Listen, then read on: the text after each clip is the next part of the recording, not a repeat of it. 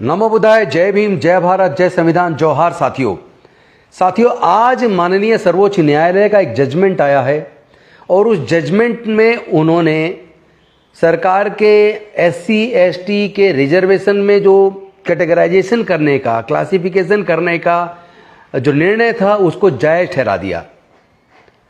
तो क्या आप जानते हैं इससे एससी एसटी को कितना बड़ा नुकसान होने वाला है? इसी तरह की बातें ओबीसी के रिजर्वेशन में भी बंटवारे की चल रही हैं। कल को ओबीसी के रिजर्वेशन में भी बंटवारा ये लोग कर देंगे। यानी एससी एसटी ओबीसी समाज, जिसको हम बहुजन समाज कहते हैं, उस समाज को ये लोग टुकड़े टुकड़े में बांट देंगे और लगातार उनका इससे बहुत भारी नुकसान होने वाला है। हो सकता है जो लोग विस्तृत रूप से गहराई से ना सोच सकते हों वो लोग इसके असर के बारे में ना जान पाएं, लेकिन इसका बहुत गहरा असर होने वाला है, बहुत भारी नुकसान होने वाला है। इसका विरोध करना होगा। सर्वोच्च न्यायालय का जजमेंट है लेकिन निर्णय तो सरकार का है।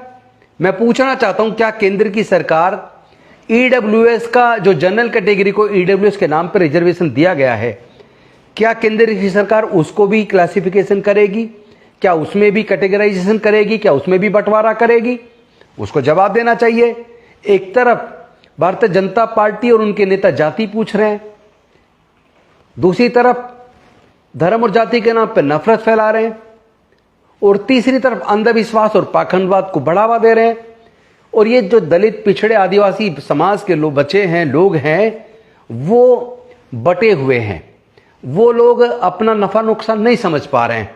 वो लोग अंधविश्वास, पाखंडवाद की तरफ इस हद तक चले गए, उन्हें ये पता ही नहीं चल रहा तुम्हारा कितना नुकसान हो रहा है। तुम्हारे बच्चों को पढ़ाई महंगी करके उनसे पढ़ाई को छीन लिया है, शिक्षा को छीन लिया है, बिना किसी कानून बनाए, बिना कानूनी प्रतिबंध लगाए शिक्षा को इतना महंगा कर दिया कि आपके बच्चों से शिक्षा छीन रही है।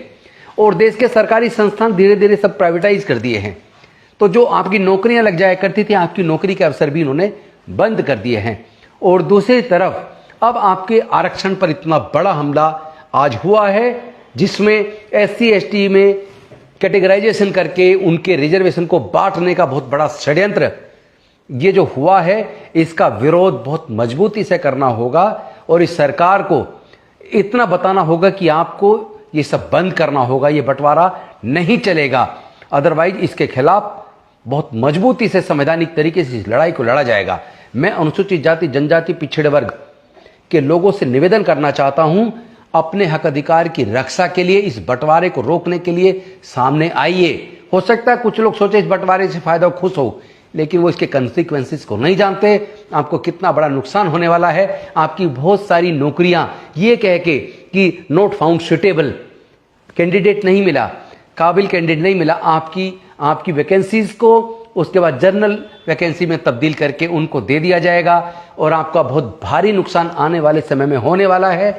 इसलिए अपने हक अधिकार की लड़ाई को तेज कीजिए, आपस में एकजुट रहिए और मजबूती के साथ जुल्म के खिलाफ, इस बंटवारे के खिलाफ लड़िए।